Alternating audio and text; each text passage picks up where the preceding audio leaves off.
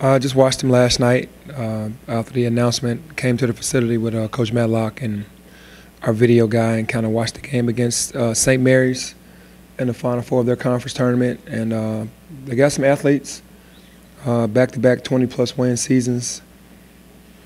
So they got enough athletes. They play about 7 strong, and they're a pretty good team.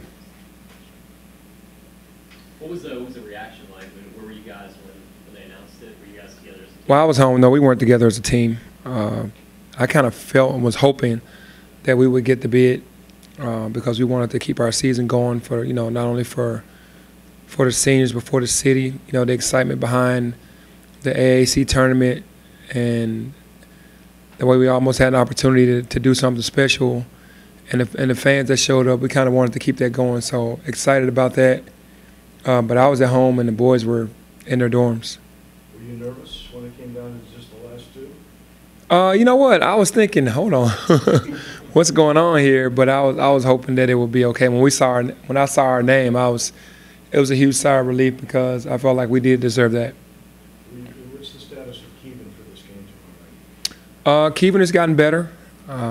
He'll be ready for tomorrow night's game. He's much better than what he was on Saturday. Just a bruise? Yeah, just a bruise. There are some experimental rules in this game that are a little bit different. What do you know about? I think the three-point line, the shot clock not being taken back to 30 on the offensive rebound, but back to 20. The lanes wider. Pretty cool, though. That's kind of my area. Will it change anything strategically for you? No, it won't change anything strategically at all. I mean, we play fast. We don't really want to hold the ball, so the shot clock shouldn't make a difference.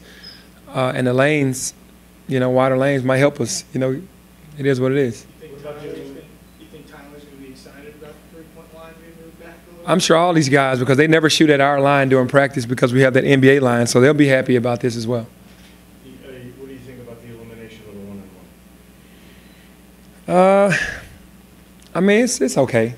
I mean, it is what it is. As long as the rules are for everybody, the same for everybody, I'm okay with it. Have you slept much the last few nights and at your players? I really didn't sleep much during the tournament because I was always in thinking mode, and that's fine because it means that, I was trying to figure out ways to get 4 games in a row. But can't sleep when you have to work. Now that the NCAA bracket's out too, and you kind of look at teams you beat, teams you almost beat, who got in, who didn't get in, do you look at the season any differently, or do you feel like we were right there? I understood what was going on when we made the schedule, and we made the schedule that hard because we knew if we beat half those teams, one of those teams, 2 of those teams, and continued to play well as the season went on, that we would get an automatic bid, and we didn't do it. We didn't beat the bigger teams earlier in the season. We ended up, beating UCF twice and beating Temple.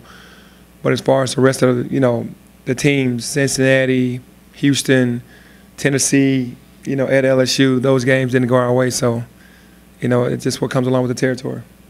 Has your scheduling philosophy moving forward changed at all since over the years since you took the job?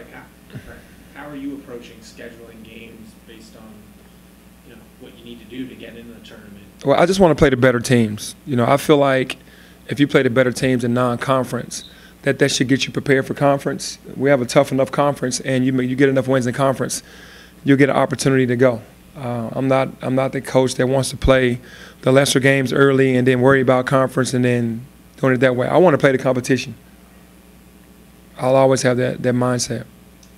Penny, has your idea on how much shooting you'd like to have going forward changed? And I ask that in part because a lot of people are picking Duke to win the whole thing, but everybody says their weakness is 3-point shooting, and they could be vulnerable because of that. Where are you on that, and how much shooting you think you need to do what you want to do? Well, we do a ton of shooting now, and we've done a ton of shooting this year, but you can never get enough shooting. That's a part of the game. But if you can't shoot, you better be able to defend. You better be able to go get some offensive rebounds, and that's what Houston does well. That's what Cincinnati does well. So you can offset that. Even though they can't shoot, they still can rebound. They still can defend.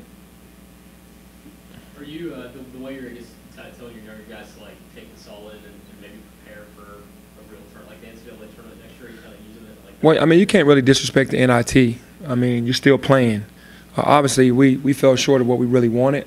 So we're not going to look at the NIT like a downer. I mean, we didn't get to the NCAA tournament, but you still have formidable teams in the NIT, some really big names, and you still can do something special in that area. And then this is just the building block to where we really want to go. But we don't look at it as a failure. I mean, we put ourselves in a situation where we had opportunities and we just didn't seize the moment.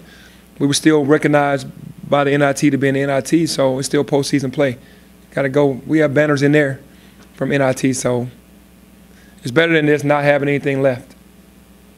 What's your sense for the opportunities Jeremiah might have when he's done? Well, I think he's put himself in a position, you know, an invite to Portsmouth to obviously go in there and do what he needs to do. A lot of guys have gone to that Portsmouth Invitational and gotten drafted from there. So they're bringing you there to see what you can do, see what your strengths are, see what your weaknesses are. And I'm sure after this he'll have an opportunity to showcase his talent to be able to go to a further level. So he got invited to Portsmouth? No, I'm saying I'm sure he is. Okay, I'm definitely sure he's gonna get invited. Talking about your schedule, did you ever get your deal with Georgetown done? No, I did. That's the only one I haven't gotten done. I know Pat has been busy. I've been busy, but I'll get him on the phone and try to get that done. Our ADs have talked, but they're going to leave it up to me and Pat. I really want that game, you know, because of the NBA connection, and he's a legend, and Georgetown, Memphis, we played in the past, and I think that'd be good for basketball. We're going to ask you that since they announced that Oregon game next year, going out to Mhm. Portland. Was that something you pursued? Did they come to you? How did that all? That's something that I wanted. Nike knew that I wanted to be an invitational. They put the game together, which is great for me. We're playing the home team. I mean, you can't ask for much more because it's a hostile environment. It's their tournament, pretty much, because Phil Knight is associated with Oregon, and you get a chance to take a young team on the road to play against a good team. They made the tournament, and they played well in the Pac-12 championship. Are you guys planning this group to go overseas or do some sort of trip this summer? We're going to try. We really want to. We really want to get a trip for this summer. We just don't know which one yet, but we're putting our heads together with the athletic director and the president. Any other questions? Thank you. Thank you.